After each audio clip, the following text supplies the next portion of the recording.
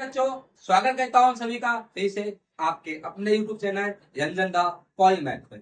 बच्चों, जैसा कि मैंने बताया था, आप सभी को हम बोर्ड की एग्जाम की तैयारी करेंगे, चाहे वो यूपी बोर्ड हो, चाहे वो बिहार बोर्ड हो, चाहे वो सीबीएसई।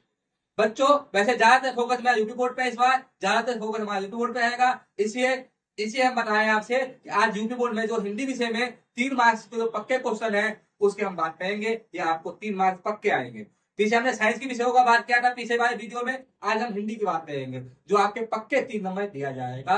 तो बच्चों, मैं आपको हिंदी के सहायक क्वेश्चन बताऊंगा तो पेपर में आएंगे, हर चीज बताऊंगा। अब थोड़ा बने रहो, मैं किसी काम में बिजी था, इस वजह से 2-3 दिन वीडियो नहीं आई। जैसा अब आएगी, कल से कंटिन्यू वीडियो आएगी, तो ध्यान रखना। अब पढ़ते हैं हम अपने टॉपिक पे, जो हमारा टॉपिक है आज का 3 नंबर पक्का जो कहना है, उस 3 नंबर के पीछे हम पढ़ते हैं और पढ़ाई शुरू करते हैं। ठीक है बच्चों, आज हम पढ़ेंगे आचार्य ध्यानचंद शुक्ल जी का जीवन परिचय।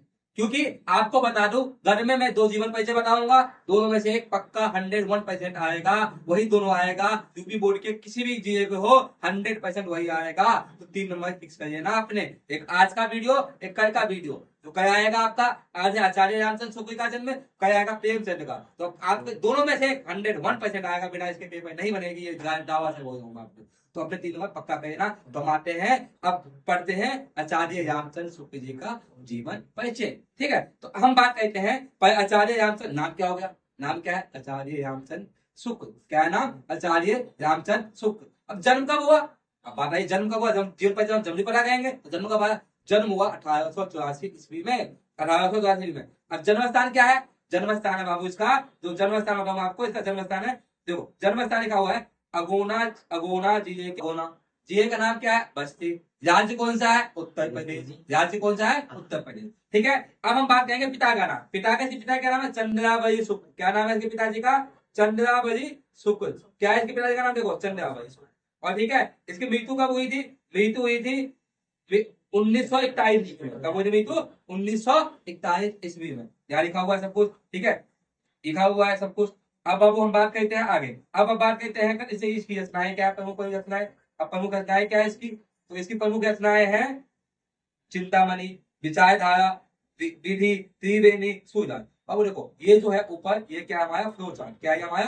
Flow chart. हमने फ्लो चार्ट बना दिया। वैसे आपके वो आपके उसमें ये फ्लो चार्ट जो है, ये आप ऐसे बनाना है, हेडिंग कर लेना। देखो ये क्या है? जन्म स्थान। ये क्या है? नाम। ये क्या है? जन्म स्थान। ये क्या है? पिता का नाम। ये क्या है? मृत्यु। ये क्या है? रचना। आप ऐसे फ्लो चार्ट बना देना, ताकि आपके मार्क्स एग्जाम में उतना ही पढ़े और उतने मार्क्स आपको अच्छे नंबर दे दे। ठीक है, तो आप फ्लो चार्ट बना सकते हो। ऐसे 10वीं क्लास में कंपलसरी नहीं है फ्लो चार्ट बनाना, पर 12वीं में कंपलसरी है।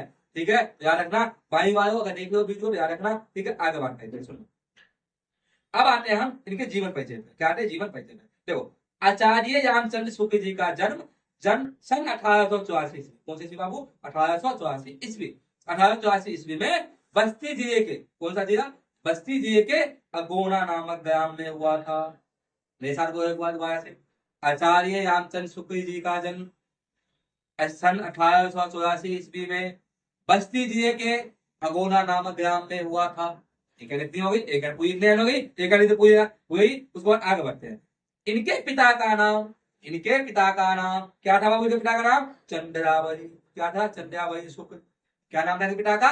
चंद्रावली शुक्ल शुक्ल था। ठीक है ना। इन्होंने हाई स्कूल परीक्षा मिर्जापुर के मिशन स्कूल से किया था। ये देखो बाबू, इन्हें क्या किया था? हाई स्कूल परीक्षा मिर्जापुर स्कूल से किया था, स्कूल से किया था, उत्तीर्ण किया था। ठीक है, और इंटरमीडिएट में आते आते इनकी पढ़ाई कितने बार लिखोगे? क्या लिखना है? दोबारा से बोल रहा हूँ, शुरू से इतना जो लिखना। आचार्य रामचंद्र शुक्ल जी का जन्म 1884 ईस्वी में बस्ती जिले के अगोना नामक ग्राम में हुआ था।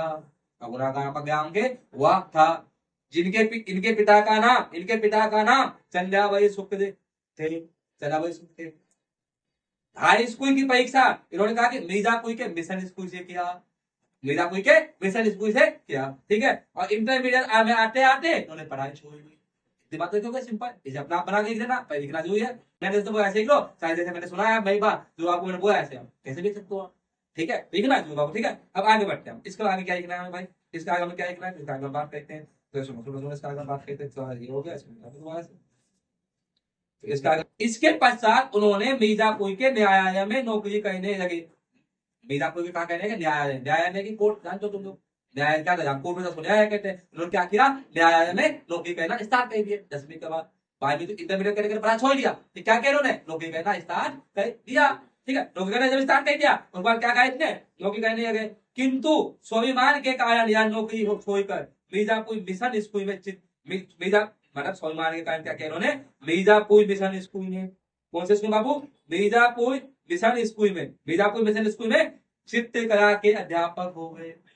कौन से, वहां पर इनको स्वाभिमान के कारण इनको इन्हें क्या किया, न्यायालय की नौकरी छोड़ दिया, न्यायालय की नौकरी छोड़ दिया और क्या किया, मिशन, ये जो मिर्जापुर का मिर्जापुर में एक स्कूल था मिशन स्कूल, उसमें क्या किया, मिशन स्कूल क्या किया, चित्रकारी का अध्यापक बन गए। क्या बन गए, चित्रकारी का अध्यापक। नॉर्मल क्या बनाओ, अपना आप लिखना, ठीक है, मैं जो बोला उस बात को इजी समझना और कान में खोल के सुनना और अपना आप दिमाग में बैठाओ, अपना बना के लिखना। ठीक है, जो पॉइंट बनाओ पूर्ण ध्यान रखना। जो आगे बढ़ते हैं, आगे बढ़ते हैं बाबू, आगे बढ़ते हम कहते हैं स्टार्ट। तो सुनो सुनो सारा ये देखो, सुनो हम कहते हैं, देखो सुनो और ध्यान दो ध्यान दो ध्यान दो, देखो सुनना, एक मिनट एक मिनट एक मिनट, देखो सुनो सुनो, देखो सुनो, देखो अब बोलता हूँ बाबू। तो अब क्या किया, अध्यापक का कार्य करते हुए उनके कहानी उन्होंने अनेक कहानी, कविता, निबंध, नाटक आदि की रचना की। क्या क्या बनाया इन्होंने, कहानी भी लिखा, कविता भी लिखा, निबंध भी लिखा, नाटक भी लिखा और बहुत सी चीजें रचना किया। जैसा क्या नहीं किया, और उसके बाद क्या हुआ, इन्होंने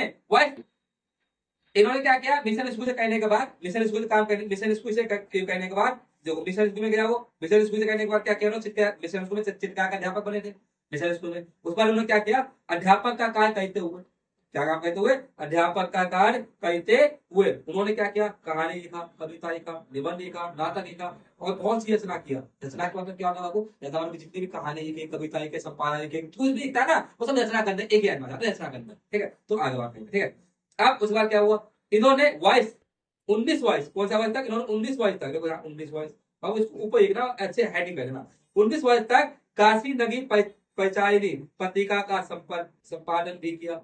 क्या किया, काशी नगी पत्रिका का संपादन भी किया। कितने वर्ष तक, 19 वर्ष तक, कितने वर्ष तक, 19 वर्ष तक। ठीक है, आगे बात करते हैं, देखिए। और श्याम सुंदर दास जी के, श्याम सुंदर दास के अवकाश प्राप्त करके करने के बाद, मतलब श्याम सुंदर दास जब छोड़ दिए नौकरी, अवकाश प्राप्त किया उन्होंने, करने के बाद हिंदी विभाग के अध्यक्ष भी हो गए।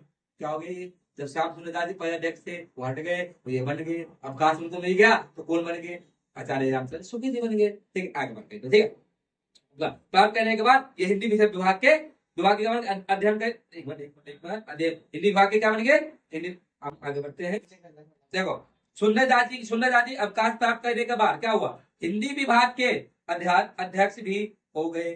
ठीक है, मतलब श्याम सुंदर दास जी ने अवकाश प्राप्त किया तो हिंदी विभाग के क्या बन गए, अध्यक्ष बन गए। ठीक है, उसके बाद क्या हुआ, उसके बाद क्या हुआ, सुंदर दास जी के अवकाश प्राप्त करने के बाद हिंदी विभाग के अध्यक्ष भी हो गए। क्या हुआ, श्याम सुंदर दास जी ने अवकाश, उसका उम्र हो गया, उन्होंने अवकाश ले लिया, तो उसके बाद उन्होंने क्या, कौन बन गए, आचार्य रामचंद्र शुक्ल जी बन गए। किसके, हिंदी के क्या बन गए, हिंदी क्या बन गए, हिंदी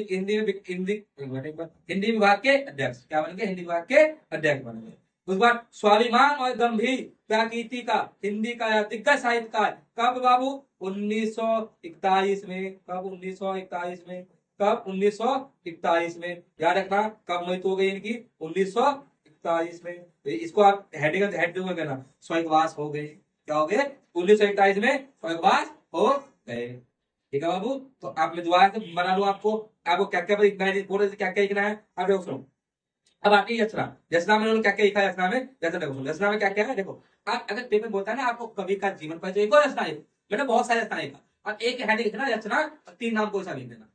अच्छे बच्चे बनना चाहते हो, अच्छे मार्क्स चाहते हो, 3 पूरा मतलब नंबर लगा दे, तो ऐसे हेडिंग बना देगा, तो बहुत कम है, बहुत अच्छे तरीका है, ध्यान देना, ऐसे तुम देखना। देखो इनकी रचनाएं क्या है, रचना में क्या है देखो सुनो। पहला निबंध, निबंध क्या क्या भाई, निबंध में चिंतामणि, क्या है चिंतामणि, फिर क्या है विचार विधि, फिर क्या है आलोचना है, क्या है इनकी आलोचना, आलोचना क्या है, जस मीमांसा, त्रिवेणी, इतिहास में क्या है, इतिहास हिंदी साहित्य का इतिहास, एक इतिहास। तो इन्होंने संपादन में क्या क्या है, इनका संपादन क्या है, देखो संपादन में आपका हिंदी शब्द सागर, क्या है, हिंदी शब्द सागर, ठीक है आपका,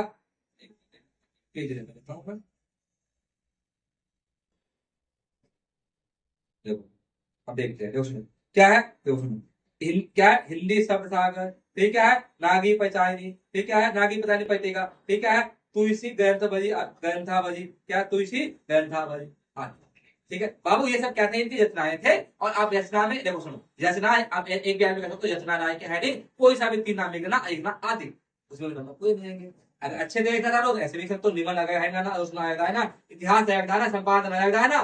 ठीक है, आप कहोगे भाषा से ही, तो भाषा से ही आप ऐसे लिखने की जरूरत नहीं है। आप जीवन परिचय लिखो, कब जन्म हुआ, कब क्या, कब उनका कहाँ पे जन्म हुआ, उनके पिता का क्या नाम था, उन्होंने कितना पढ़ाई किया, उन्होंने कितना पढ़ाई किया, और उन्होंने क्या क्या जॉब किया, और उन्होंने क्या क्या किताब लिखा, बस नाम आ गया, बस किसका खत्म जीवन परिचय, इतना ही होता है। तो बाबू आशा करते तो आपको समझ में आया होगा जीवन परिचय। और एक बात और बता दो फिर से, ये 3 नंबर आपके पक्के हैं, ऐसा आता है यूपी बोर्ड में। यूपी बोर्ड वाले हो, सबको दोस्तों को भेजना, सबको शेयर करना, तो 3 नंबर पक्के हो जाएंगे, क्योंकि हिंदी में थे तो सब में थे, समझ गए। तो हिंदी का वीडियो जो भेजना, 3 नंबर पक्के हो जाएंगे। और हिंदी के मैं एक दिन ऐसा वीडियो लेकर आऊंगा आपके लिए कि सभी टॉपिक बता दूंगा क्या क्या आएगा, पूरे 70 में 70 नंबर आपको भेजूंगा मैं, आपकी जितनी तैयारी करने बस की